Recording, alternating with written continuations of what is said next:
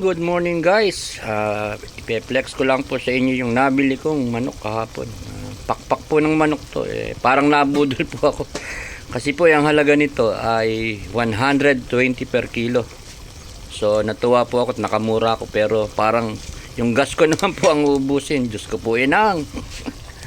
Ano bere. Ayan guys. Kasalukuyan na namin pinapakuluan. So ang lulutuin po namin dito ay gagawin po namin luto ay tinola. But this time po ang aming sahog ay hindi papaya o hindi sayote. So guys, patola po, ayan. Ayan pong patola ang aming panggugulay dito. Yan lang po ang sahog niyan, patola at saka daon sili. So ang problema lang po ang di namin malaman kung kailan pa ito lalambot. Kaya sorry to say na medyo nabudol po ako rito sa manok na to. Ayan guys, pinapakuluan kasalukuyan. Ginigisa na po, sinangkot siya na. Nako po, Diyos ko po inang. Guys, tingnan natin kung anong oras to lalambot. I-update ko kayo. So ngayon ay maghintay lang tayong pare-parehas. Still waiting sa para lumambot yung manok.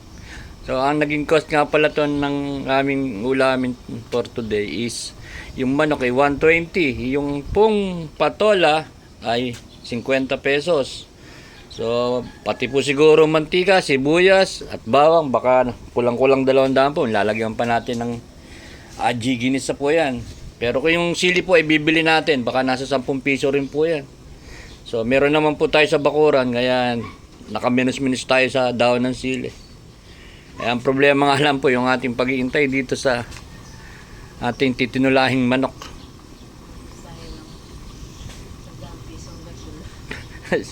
Baka po magkosto ng halos kaparehas ng halaga ng manok. Naubusin na yung gasol. Huwag naman sana. Makalambot po sana agad. Ayan guys, oh. Bakit to kasi natuwa lang ako. Gawa ng maraming bumibili. Na-curious po ako kung ano na yan, binibili nila, ano pala, ganitong manok. Mura nga ako kasi. 120 lang. Imagine, 195 po ang kilo ng manok na yan. So, nakasave po ako ng 75. Ang kaso po, uubos naman ako ng gas na 150 ata. So, hindi rin po ako nakatipid. Ayan guys, yung mga kakailanganin natin. Maya-maya lang naman po siguro pwede na yan. Kahit na medyo malababol gamang kunat. Pero i-update ko rin kayo kapag lumambot ng maayos. So guys, update ko ito. Kasalukuyang pinapakulo pa rin. Talaga po may katigasan yung ating nabili. Para po ba siyang karne ng manok na Tagalog. Pero guys, once na ito ay mapalambot po, masarap po siya. Kasi kapit na kapit po yung mga lasa ng gaya ng bawang at sibuyas. So, iintayin pa rin po natin na siya ay makalambot. At saka natin lalagay yung patola at daon ng sili guys. So, for the meantime, tatakpan po uli natin para makalambot yung karne ng manok. Kals po pala itong nabili ko. So guys, ayan medyo nakalambot na po yung ating karne ng manok. So ilalagay na po natin yung sahog na patola. Ayan guys. Ayan po ay ibang klase naman ng tinola. So marami rin naman pong gumagawa ng ganyan klase. Tinola na at sahog po ay patola. Hindi sayote at hindi papaya. Guys, ayan. Hintayin po natin kumulo yan. At saka po natin ilalagay yung dahon sili.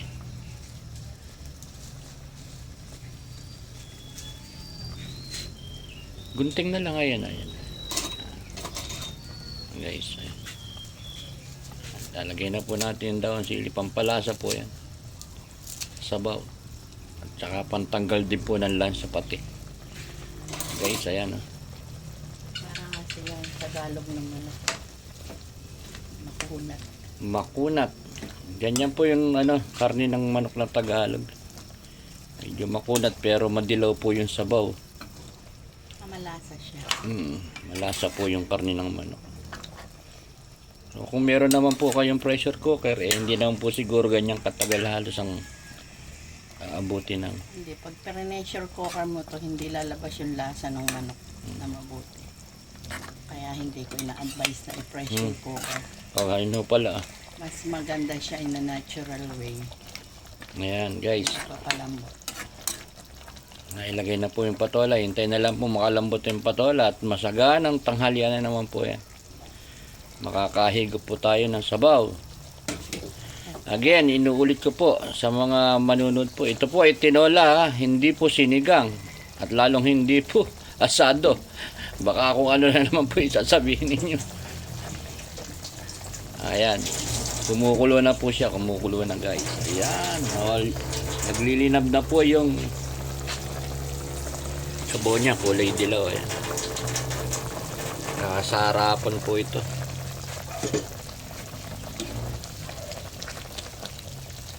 Ito na siya. Ayan, sulit naman po yung pag-iintay. Napakasarap po ng kinalabasan ng ating pagluluto. So again guys, yung mga supporters ko po dyan, pasuyo naman po ng isang like, share at comment down below. At yung hindi pa po kayo subscribe sa akin, subscribe na po kayo at hit nyo na rin po yung notification bell para lagi kayong updated sa aking upcoming video. Again guys, mabuhay po tayong lahat at God bless. Thank you! Subscribe to my channel.